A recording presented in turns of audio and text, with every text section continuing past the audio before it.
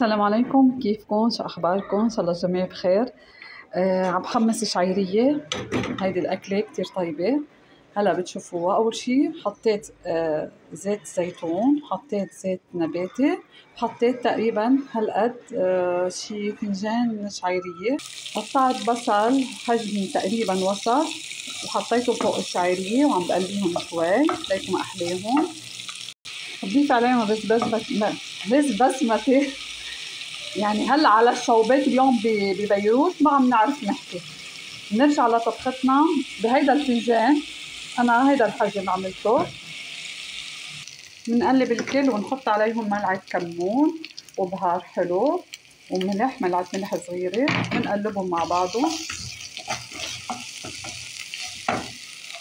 وهون بضيف العدس اللي سلقته نص سلقه تقريبا كمان قد فنجان اللي فرجيتكم عليه.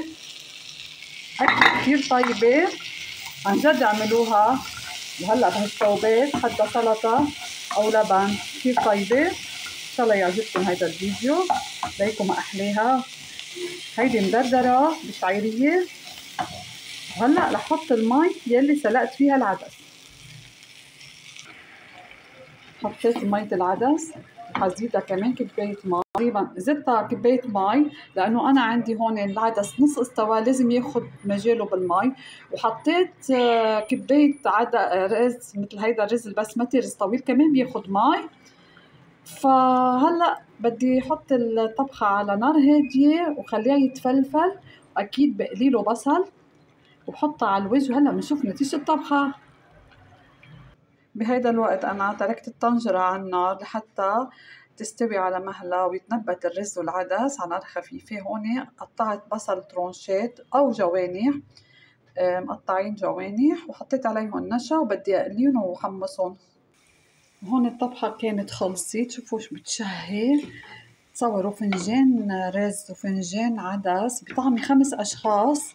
فيها بركة ووفيرة. أكلة طيبة كتير ونكهتها ولا أحلى أكيد. وححط أنا هلأ قليت البصل ومي وزيت البصل، مش المي أكيد، زيت البصل اللي المقلي بيعطي نكهة بيوديها على محل تاني كتير طيبة.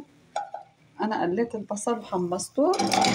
شوفوا ملا أكلة طيبة كتير، بنصحكم تعملوها.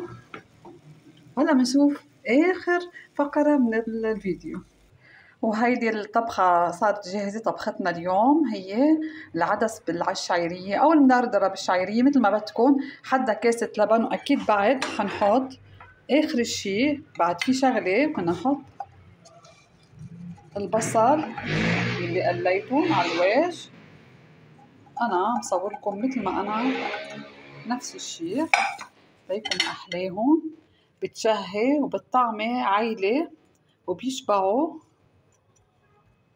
أكلة وفيرة وطيبة وشهية وبهيك طقس حلو كمان. يعني عنا شو باليوم. وإن شاء الله الفيديو يكون عجبكم. باي.